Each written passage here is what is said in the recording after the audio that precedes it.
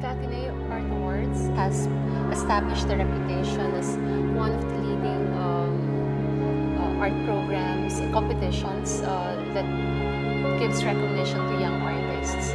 We're entering a new decade, another decade, and I think what we have shortlisted this year is again another exciting list of young artists.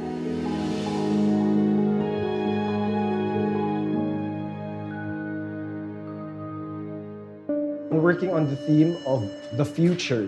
It made sense because of the imagery that we like to use in our individual practices, and it was also a common interest. The theme was as general as using the idea of the future to present ideas that are sort of cyclical in nature. We also chose the title In the Year 2000 because I believe for all of us who are already conscious with the turn of the millennium, the year 2000 was a powerful number. It held promises of the future, and yet after the year 2000, we're not yet as advanced as we thought we would be back in 1985. So our concepts revolved around that.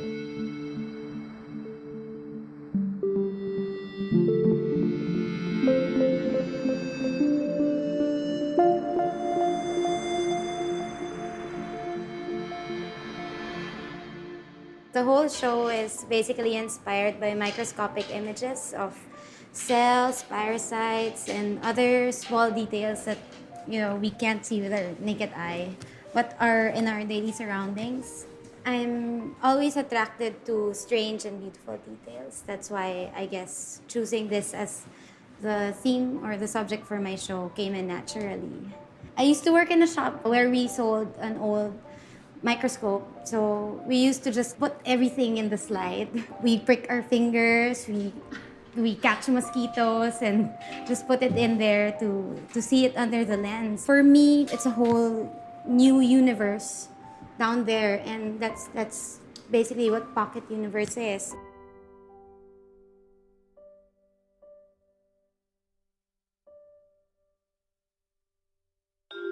The title of the show is Measuring Distance. The show is about the idea of displacement and isolation contextualized in distorted grids as a form of structure. The works also talk about the idea of existential dimensions of memory, time and space. I wanted the works to talk about painting as a subject. I wanted to tackle it in two ways. The first one is being the process of the painting. It's actual putting paint on a surface and eventually erasing the paint. I wanted this because I wanted two opposing ideas, in this case order and chaos, to exist on a singular space. Secondly, I wanted the physical work of a painting to see how it reacts and interacts with its surrounding space.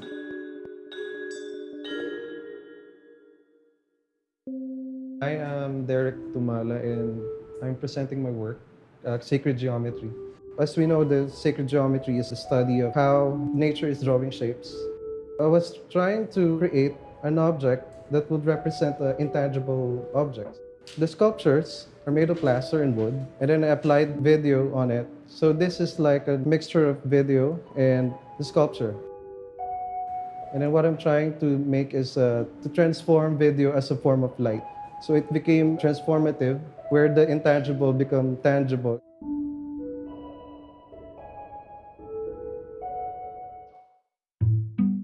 Yeah, so the show is called The Collection of Jane Ryan and William Saunders, and it's a project that looks at the collection of Ferdinand and Imelda Marcos. Obviously, Jane Ryan and William Saunders, we all know as the alter ego they use to, I guess, divert public funds to their private wealth. Since 2011, I've kind of been gathering anecdotes, sort of small documents, catalogs pertaining to the cultural legacy of Imelda and Ferdinand. And the first thing that I encountered was an auction catalog of the magnificent silver auction that took place in 1991. At that time, it was the largest auction of Georgian and Regency era silverware from a single collection. A lot of these were stored at the Goldenberg Mansion next to Malacanang. They were taken shortly after the couple fled for Honolulu. From a visual artist's point of view, this was my interest, the way that these objects that were produced for a different context, a different history, suddenly became almost complicit with another history, how unexpected histories are intertwined. This is part of my early exercises wherein I construct landscapes. This is where I learned to see the bigger picture. It's like finding the vanishing point because when you construct landscape, you employ a technique wherein you have to shift your perspective, you have to find the horizon. Basically organizing because nature is too overwhelming and of course the world around us is difficult to comprehend. So construction of landscape is ultimately very personal and philosophically speaking, finding my own self. Where am I in this grand landscape? I'm also finding myself in the context of a bigger community. And the vanishing point is a point where parallel lines meet. It's an illusion, it's where you meet, and that's the finding of the self. When you get there, you realize that there is no vanishing point, and as you reach it, it goes farther and farther.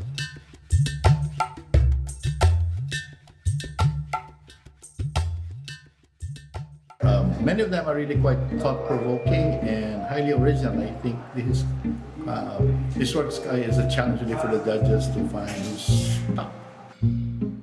I think they're very interesting.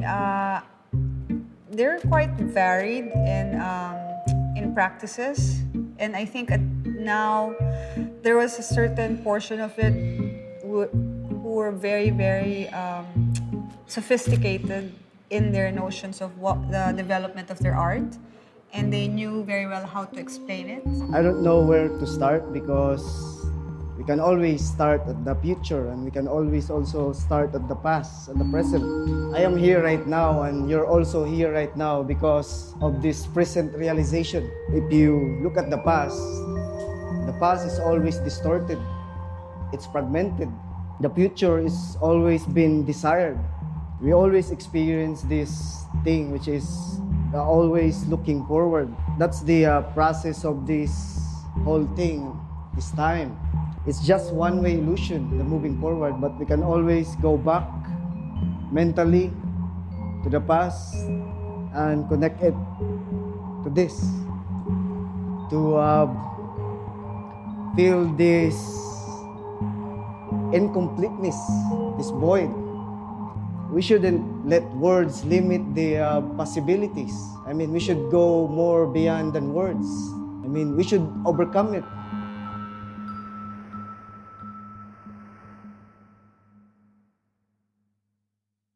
I was reading this article about how surveyors used to try to make sense of vast spaces, particularly like Antarctica. I started to look into aerial photography and how they switched from before aerial photography came about and onto aerial photography to be able to make sense of the landscape and the challenges that they encountered, that there are no like particular landmarks. So for this show, flip things over and unearth a particular process towards the paintings that I usually do. You know, if you know about the Dymaxi map, so it's like the fuller map where it actually shows, instead of us being separated by continents, we're actually connected by water. You know, so there's no like north, south, east, west, it's in and out. So I sort of like started to look at that and kind of use it as a way to kind of understand the world around us, I guess.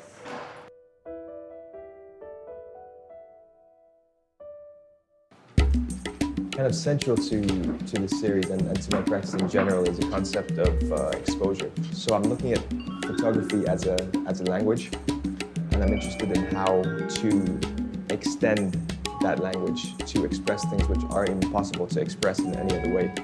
And seriality, the reason I use series is because the ideas which are being expressed are quite subtle. They're not kind of a narrative or an argument. Seriality is kind of a method for me to like parse out those ideas and to see, because if you look at different images next to each other, you can start to see a similarity between them. And even though you can't express in words what that similarity is, in that kind of active visual thinking and visual seeing, you can see a similarity and you can kind of recognize that there's something going on. That's looking at seriality from the act of making the art, but it can also be from the act of viewing. If you see one image and you're not quite sure what's going on in there, but then you put 3 or 4 next to each other and you start to see, oh, there may be a complex amount of meaning in there, but if that same meaning is present in 3 or 4 of them, oh, that's what he's trying to say, that's what's going on, and it becomes a way to access.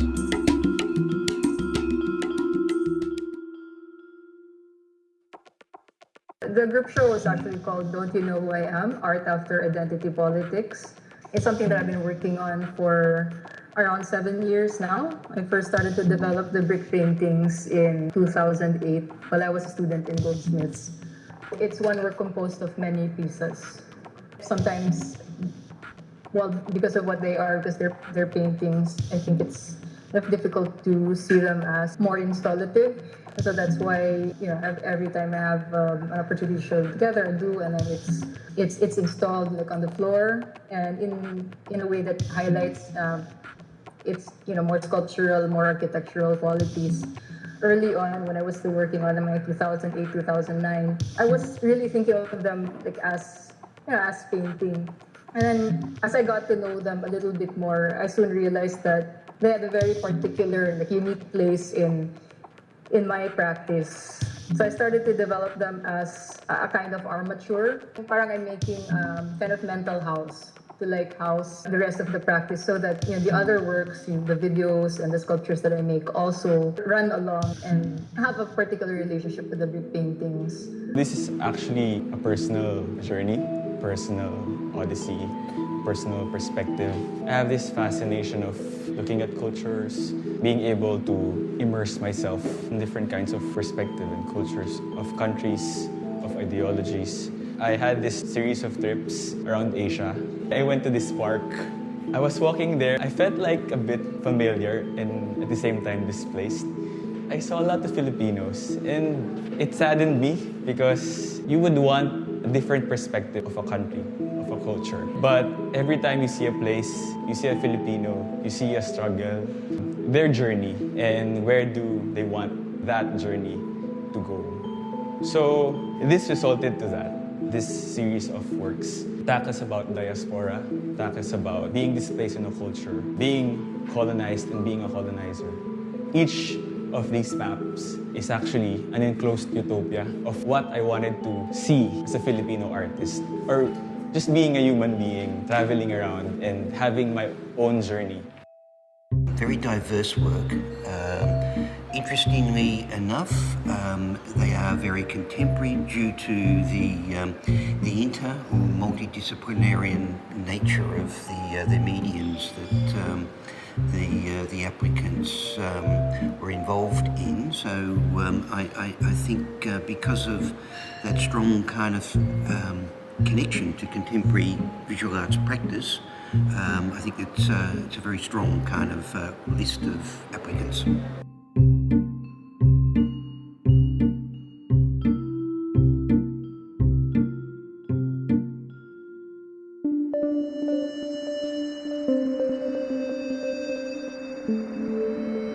Contemplation leads to action, to praxis, and then the cycle continues, from creativity to subversion to contemplation. These recent festivals are reminders that our postmodern condition tolerates having different underlying ideological views in the same creative sphere. Our Filipino identity has been and is largely shaped by propaganda. The dissemination of ideas and the weaving of myths never ended in our history.